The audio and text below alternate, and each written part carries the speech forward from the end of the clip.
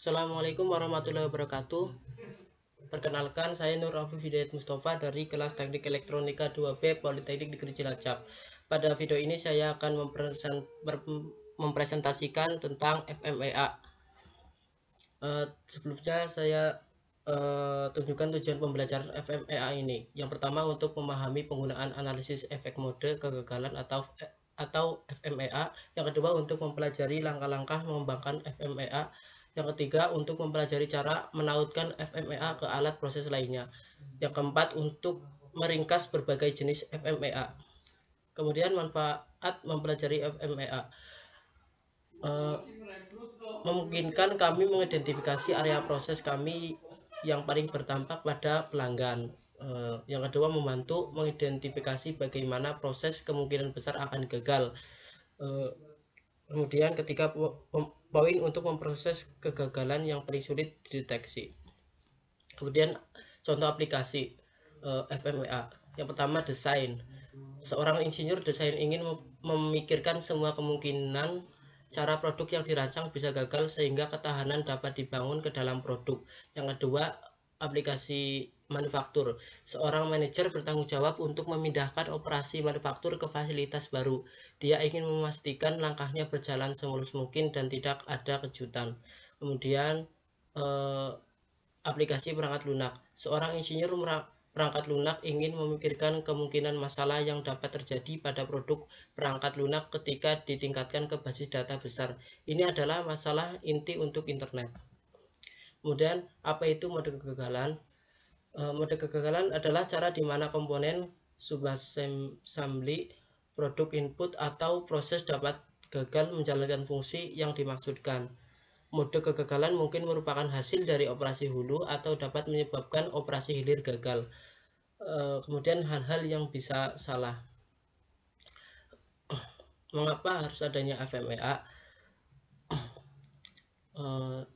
Karena yang pertama, metodologi yang memfasilitasi perbaikan proses, mengidentifikasi dan menghilangkan kekhawatiran di awal pengembangan proses atau desain, meningkatkan kepuasan pelanggan internal dan eksternal, kemudian berfokus pada pencegahan.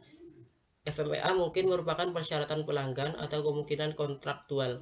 FMEA mungkin diperlukan oleh standar sistem manajemen mutu yang berlaku atau mungkin ISO. FMEA pendekatan terstruktur untuk mengidentifikasi cara-cara di mana suatu produk atau proses dapat gagal. Kemudian kedua, memperkirakan risiko yang terkait dengan penyebab spesifik. Yang ketiga, mengevaluasi rencana validasi desain atau desain FMEA atau rencana kontrol saat ini atau proses FMEA. Keempat, memprioritaskan tindakan yang harus diambil untuk mengurangi risiko. Kapan kita melakukan FMEA? Yaitu di awal investigasi peningkatan proses, ketika sistem produk dan proses baru sedang dirancang, kemudian ketika desain atau proses yang ada sedang diubah, kemudian ketika desain carryover digunakan dalam aplikasi baru, dan terakhir setelah fungsi sistem produk atau proses ditentukan tetapi sebelum perangkat keras tertentu dipilih atau dirilis ke manufaktur. Sejarah FMEA. Pertama kali digunakan pada tahun 1960-an di industri aerospace selama misi Apollo. Pada tahun 1974, Angkatan Laut mengembangkan MIL STD 1629 tentang penggunaan FMEA. Pada akhir 1970-an, industri otomotif didorong oleh biaya kewajiban untuk menggunakan FMEA. Belakangan, industri otomotif melihat keuntungan menggunakan alat ini untuk mengurangi risiko terkait dengan kualitas yang buruk. Ini merupakan gambar analisis FMEA. Kemudian tipe dari FMEA. Yang pertama, desain, yaitu menganalisis desain produk sebelum dirilis ke produksi dengan fokus pada fungsi produk. Menganalisis sistem dan subsistem pada tahap konsep dan desain awal. Kemudian proses digunakan untuk menganalisis proses manufaktur dan perakitan setelah diimplementasikan. Kemudian FMEA sebagai alat tim. Pendekatan tim diperlukan. Tim harus dipimpin oleh pemilik proses yang merupakan insinyur manufaktur atau orang teknis yang bertanggung jawab, atau individu serupa lainnya yang akrab dengan FMEA. Hal-hal berikut yang harus dipertimbangkan untuk anggota tim, yaitu yang pertama design engineer, kedua proses engineer, ketiga material supplier, yang keempat customer, yang kelima operator, yang keenam reliability, yang terakhir supplier. FMEA prosedur, yaitu yang pertama untuk setiap input proses atau mulai dengan input bernilai tinggi, tentukan kemungkinan kesalahan input atau mode kegagalan.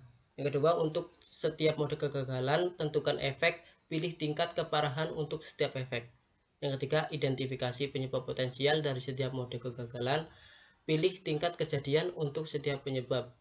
Keempat, buat daftar kontrol saat ini untuk setiap penyebab, pilih tingkat deteksi untuk setiap penyebab. Kemudian yang kelima, hitung risk priority number atau yang biasa disebut dengan RPN. Kemudian keenam, mengembangkan tindakan yang direkomendasikan, menugaskan orang yang bertanggung jawab dan mengambil tindakan. Itu berikan prioritas pada RPN tinggi, harus melihat tingkat keparahan yang diberi peringkat 10. 7. Tetapkan tingkat keparahan, kejadian, dan deteksi yang diprediksi dan bandingkan RPN. FMEA input dan output. Untuk di kolom input FMEA yaitu matriks peta diproses sejarah proses, prosedur, pengetahuan, pengalaman. Kemudian output daftar tindakan untuk mencegah, penyebab, atau mendeteksi mode kegagalan sejarah tindakan yang diambil. Kemudian kita ke keparahan, kejadian, dan deteksi. Keparahan ini pentingnya efek pada kebutuhan pelanggan, kemudian occurrence atau kejadian, frekuensi terjadinya penyebab tertentu, dan dapat menciptakan mode kegagalan atau dapatkan dari data massa lalu jika memungkinkan. Kemudian deteksi atau detection, kemampuan skema kontrol saat ini untuk mendeteksi atau kemudian mencegah penyebab tertentu mungkin sulit untuk memperkirakan di awal proses operasi. Kemudian skala peringkat, pada berbagai macam jangkar penilaian baik kuantitatif maupun kualitatif, dua jenis skala adalah 1-5 atau 1-10. Skala 1-5 memudahkan tim untuk memutuskan skor. Skala 1-10 memungkinkan presisi yang lebih baik dalam perkiraan dan variasi skor yang luas atau paling umum. Kemudian risk priority number atau RPN. RPN adalah produk dari tingkat keparahan kejadian dan deteksi. Ringkasan dari FMEA ini yaitu sebuah FMEA mengidentifikasi cara-cara di mana suatu produk atau proses dapat gagal. Yang kedua, memperkirakan risiko yang terkait dengan penyebab spesifik. Yang ketiga, memprioritaskan tindakan yang harus diambil untuk mengurangi risiko. FMEA adalah alat tim. Ada jenis FMEA yang berbeda, yaitu desain dan proses. Kemudian yang terakhir, masukkan FMEA mencakup beberapa alat proses lainnya seperti matriks dan peta proses. Sekian presentasi dari saya, kurang lebihnya mohon maaf. Assalamualaikum warahmatullahi wabarakatuh.